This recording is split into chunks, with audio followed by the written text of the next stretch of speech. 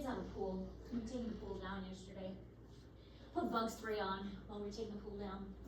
Apparently, I forgot to put bug spray or I missed my elbow. And I have like 5 bites on this elbow. That's a very itchy elbow. Oh my goodness. Oh, elbow itches. The fossil record suggests 99% of all life forms that ever existed have gone extinct. And we can guess this based on like fossil formation and like what we have seen of the fossils. And the way the fossil forms is you have something and it dies. And as it dies, the bones are what's left behind with the teeth. And if it's not a bone or a teeth, it's an impression, because obviously we have plants that have impressions that are left behind. Plants don't have bones or teeth or anything like that, but they can leave an impression. And they get buried, and then as they get buried, layers get put on top of them. And the further down something is in the rock layers, the older it is. And that means if you're digging down, then the deeper layers have older organisms. And the newer organisms, the more advanced organisms, are found toward the top.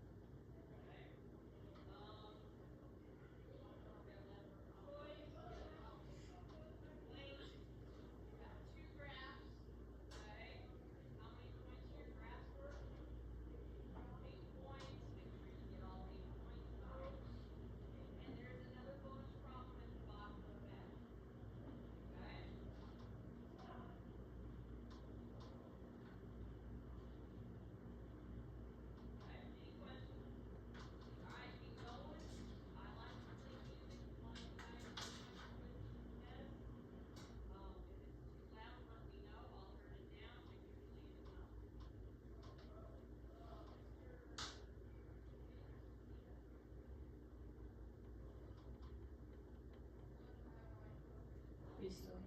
Yeah.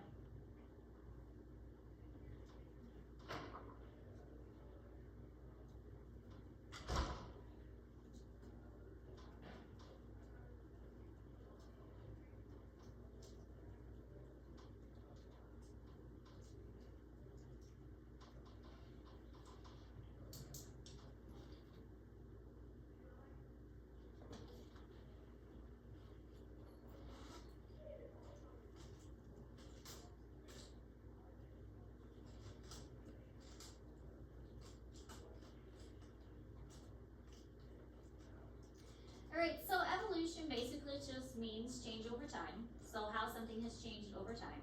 And a theory is a well-supported, testable explanation of an event that occurs in the natural world. It is not undeniable truth.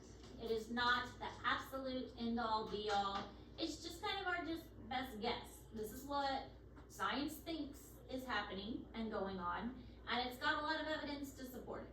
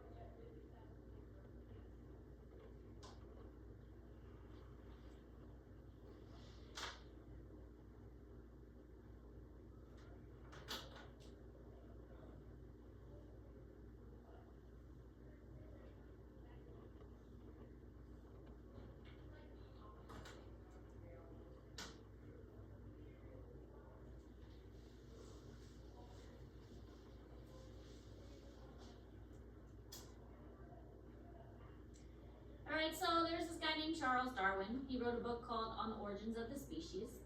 And his idea was descent with modification.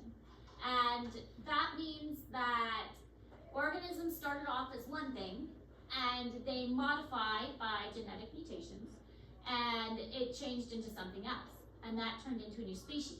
And then that new species had a genetic mutation, and it descended and modified into something else, and so on and so forth. Basically, the most fit individual was the one that survived. It was the survival of the fittest, and I'm sure you guys have heard that term before. But whichever organism was best at surviving was the one that did survive. Survival of the fittest. Some organisms are just better at surviving than others. They are just more capable of surviving than others.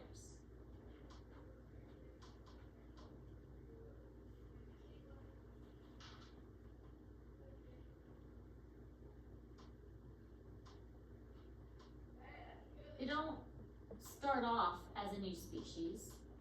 For instance, cats. Think of the cats that we have. There's so many different kinds of cats. They all look the same. They're all the same species, but they don't look the same. They have different colored fur. There's orange cats and gray cats and black and white and all kinds of colors. But they're all the same species. Eventually, maybe the orange cat becomes a different species. And you have the orange species of cat. But it'd take a long time to get there. I've heard that orange cats, never had one. Orange cats are just like a little more crazy and a little more like ornery and troublesome. My sister has an orange cat. She's named Pumpkin, and Pumpkin fits that description. A little more ornery, a little more troublemaker. I have multiple that just literally stays outside my house. They're just outside cats, but they stay around. The orange one's more troublemaker. Yes, one of them scratched me for no reason. I was sitting down in a chair, just minding my own business. This cat comes around behind me and just scratches me like right here. You want an orange cat now? Actually, the next cat I get, I want a Sphinx. My mom's allergic to cats. Really? You? I want a hairless cat next. Sphinx. Okay, so these guys, these all helped with the theory of evolution in some way. Putnam and Lyell, they were actually geologists, and the way they helped is they helped prove the Earth was really old. Because the only way evolution would work is if the Earth was really old. So until they helped say, yeah, the Earth was old, evolution wouldn't work. Then there was this guy named Malthus. Malthus, he actually looked at human populations, and the way he helped contribute to evolution is he said that, well, populations can't just keep growing. Something's got to make it so that a population gets, winnowed down and kind of taken down. And Darwin was like, well, yeah, that's true. I mean, how else would a population change? If a population could just keep growing, then there's no reason for it to change. Something's got to knock a population down to give it incentive to change. Then there's Lamarck, and I feel kind of bad for Lamarck because he had a good idea, but he just kind of missed the point a little bit. He had a theory that, and his is best described as the giraffe theory, is that the giraffe ate the leaves on the tree, and he couldn't reach the leaves at the top, so he stretched his neck, and he stretched his neck to get the leaves on the top. And then, because his neck got really long, he passed that trait on to his offspring, and his offspring had a long neck. I mean, it's a great idea, but he missed the mark because he didn't think about genetics. And so it'd be the same idea. Here's how I like to think of it. If I decided I wanted to become a massive bodybuilder, I mean, that'd be pretty cool. But then I had another child. Would my child come out to be a bodybuilder? No, because it's not in the genetics. It's a trait that I developed, but it's not in the genetics. Or let's say if I got a bunch of tattoos, would my child be born with tattoos? I mean, it'd be weird, but no, my child would not be born with tattoos. That's Lamarck's idea. Lamarck changed the physical structure, but he did not change the genetics. That's why Lamarck's idea was wrong. And so Lamarck was kind of on the right track. He just didn't take into account genetics. And then Alfred Wallace, he basically came up with evolution and published a paper on it with Darwin. So he was kind of like partnered with Darwin. He just doesn't get the credit. He kind of worked with Darwin and helped Darwin out. He just didn't get the credit that Darwin gets. Or I guess the criticism.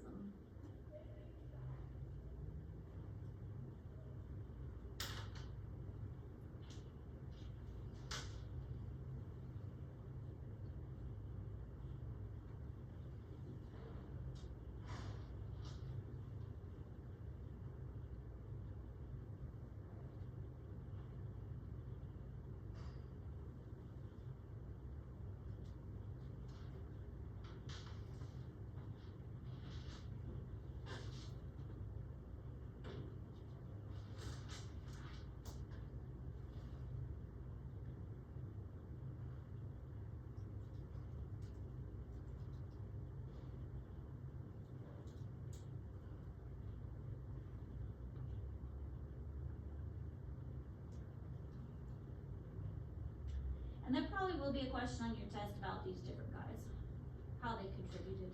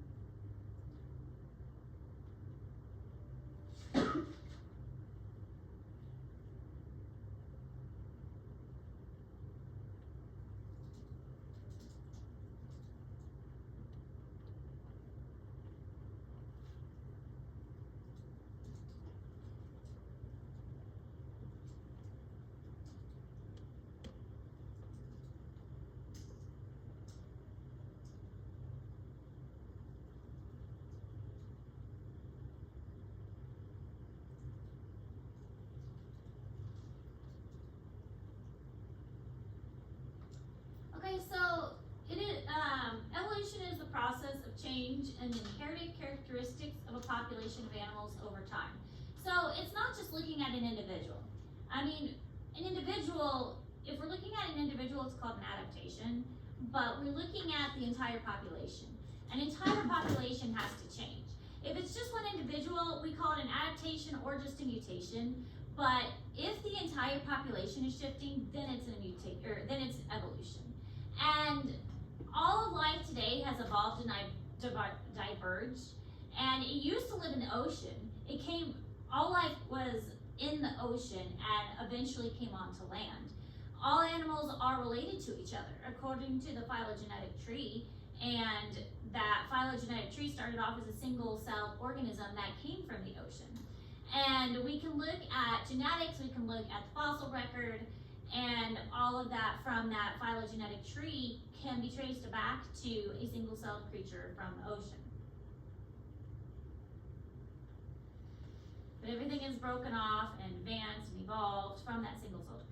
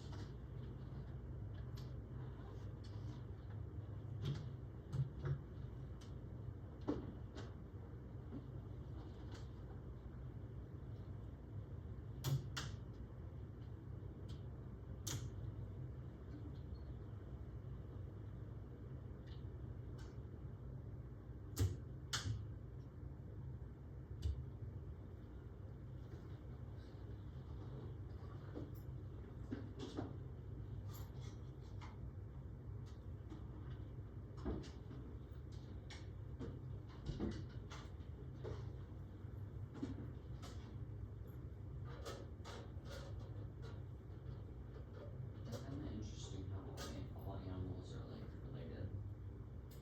Well, part of that, and if you had me for biology, we would have gotten into it a little bit.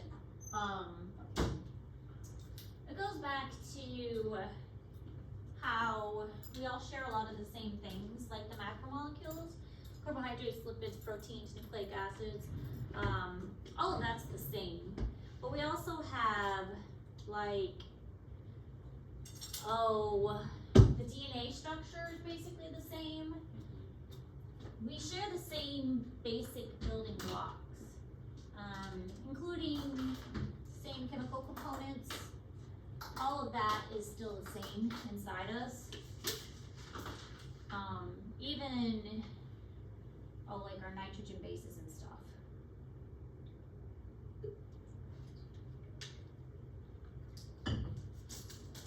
General structures are all still there. It's just how we're put together that's different.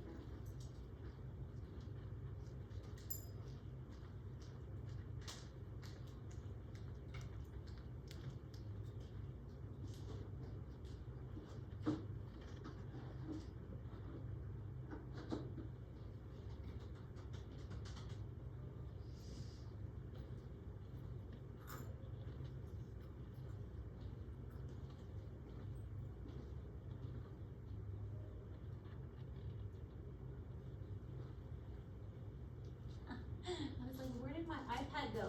It's recording.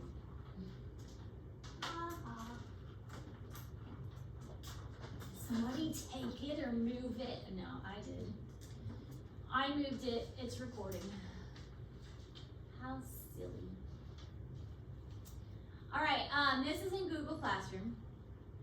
But populations have variations, just like cats have different colors. Some variations are better than others. Some are better at surviving than others. Those that are better at surviving, they survive and they pass those good traits on to their offspring. Over time, this could potentially create a new species. Now, one of the reasons that we have not seen this is because it does take hundreds and thousands of years, and we have not been paying attention long enough to see this happen. There are some species that do have very short generations, and those we have started to see changes like that. Bacterias and mice and viruses. That's why we need a different flu shot every year, is because the flu shot changes from year to year, and scientists try their best to predict which flu is going to be the most prevalent and which is going to cause the most trouble, so we need a new flu shot each year. So the idea is that over time, over hundreds and thousands of years, that a new species could develop, like an orange cat, for instance. Orange cats are the most ornery, the most troublesome, but maybe that means that they're going to die off faster because they are, they get into the most trouble. They are not the most careful, and so eventually maybe that orange trait, that orange genetic characteristic, is going to be wiped out of the population because they don't survive very good. And it's going to be selected against, and that will be lost. And that will eventually be lost from the cat population. That would be an example of evolution. So here in this picture are two moths. One of them you can obviously see a lot better than the other. This is a very common example of evolution that is told a lot in science classes. This is the peppered moth. We have a dark coloration, and here is the light coloration. So obviously they land on trees, and this one blends in, you can see it right here, with the lichen that is found on the tree bark. But if these two are on the tree, then this one obviously is going to be eaten first, because it is more obvious to birds. And this one is very obviously going to camouflage. So they're the same species, okay? Just different colors. But if this one is eaten a lot, then this one is going to survive and pass on its camouflage coloration to the next generation. This one is not going to pass on its dark brown or grayish color to the next generation. So now we're going to have a lot of these greenish colored moths in the next generation. However, what we saw happen over time was that, I'll go ahead and make this up. What we saw happen over time was that the Industrial Revolution happened, and it killed off all the lichen on the trees, and it made all the trees a dark, sooty, grayish color. Then we saw a shift and evolution happen. We saw all of the green moths now stand out, and all of the dark moths camouflage. And we saw all the green moths get eaten, and the dark ones camouflage better. And now all of the genetics shifted the other direction. This is an example of microevolution. One thing that science classes don't often teach, but I make sure to always teach, is the difference between macroevolution and microevolution. Microevolution is small scale descent with modification. This is within the same species. So the example with the moths is microevolution. A new species was not created. A new species, it was the same species. The moths didn't change species. It was the same moth, but it had a different appearance. It shifted from the green color to the dark color. Nothing new, no new traits, well, it was a new trait, but a new species was not created. Now, macroevolution is the one that most of the controversy surrounds, because that results in a new species. Could microevolution eventually evolve into macroevolution? Potentially, yes. If enough time went on and the green moths got eaten over and over and over again, so there were no more genetics left in the population, and the green moths went extinct, that potentially, yes, the dark brown or the dark black moths could eventually become a new species. That's possible. But that's not what we saw happen. We saw it on a smaller scale, microevolution.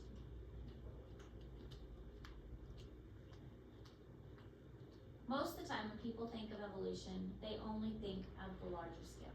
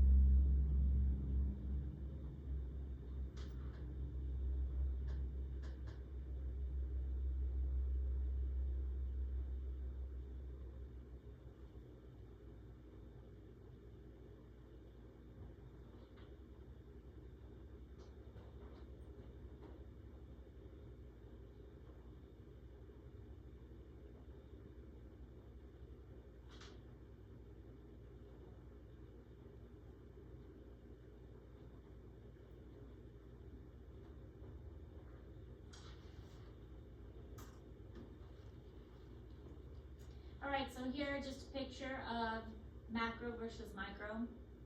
Starting off as something small, changing into something completely different. Versus microevolution, where you have very subtle changes and not really even changing a species significantly. So all of these are variations of a dog. The only one that's a really big difference here would be a fox. The rest of these are very similar in species. Alright, so speciation, the process where new species evolve from a single ancestral species. And this can happen by different things. Geographical isolation is usually the main issue when a species becomes separated. So if you take a group or a population of species and you split them in half, this is going to be one of the main things that causes speciation to occur. The Galapagos Islands, where Darwin did a lot of his research, that was geographical isolation. There were a lot of different islands, and so the finches had gone to each of those different islands and they had become isolated. And so maybe there was a lot of seeds on one island, and so the finches had adapted to eat seeds. Or maybe there's a lot of insects on this particular island, and so the finches had adapted to eat insects. Or maybe there's a lot of fruits, or maybe there was a lot of worms. And so each particular island had its own special adaptation of finches. And then we've already kind of defined what a species was, a group of similar organisms that can interbreed to form viable offspring. So we've already kind of touched on that one. So you don't have to write the definition for species down if you've got that somewhere else in your notes already.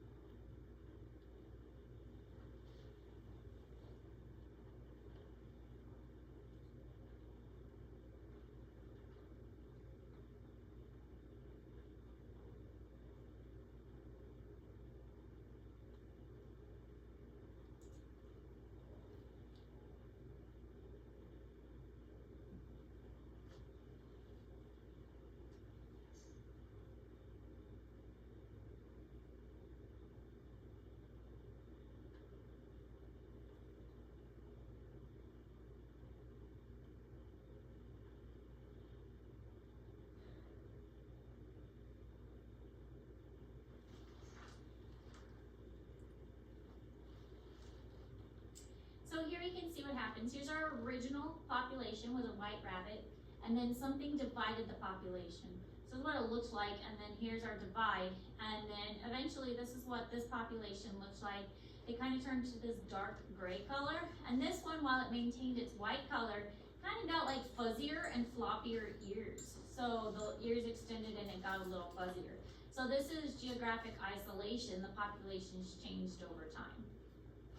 Here's another example. So Panama Canal is a great example because there's not much that separates them, and now there's a canal that does separate them. So crayfish, between the two areas, there was an original species, and then they got separated geographically, and now we have different crayfish species on either sides. Then of course, species we already talked about, a horse and a donkey breed together, make a mule, but a mule is sterile, and if you breed a mule with another mule, you cannot get more mules. The only way to make a mule is a horse and a donkey together, because a horse and a donkey are two separate species. So they are different enough that they produce a sterile offspring. Whereas with dogs, you can breed dogs together. They're all the same species, and they can just make mutts that are interbred and all kinds of different breeds all mixed together until you can't even tell what breed you got. I mean, I have one dog that's purebred, AKC registered Great Dane. She was a retired breeding dog, and she had purebred puppies, and they just wanted her to, you know, just go to a home, and we had her fixed, and now she's not bred anymore. And then I have a mutt that I don't know what she is. So that's how dogs work. All right, we finished with a little bit of time left. What are we working on? No, we did the pond water lab. How are we on that? We good with the pond water lab? I turned in those questions, so is that all I have to? Yes. Okay. I'm not quite. Okay. Because we're gonna get another assignment. I forgot what the other assignment is. Let me see. Did I finish all, I think I finished all the questions. I think so. I Yeah. hope so. Let me see what our other assignment is. Oh, I gotta stop the recording. I remembered. Look how good I did. So proud of myself. It's the little things that make me proud.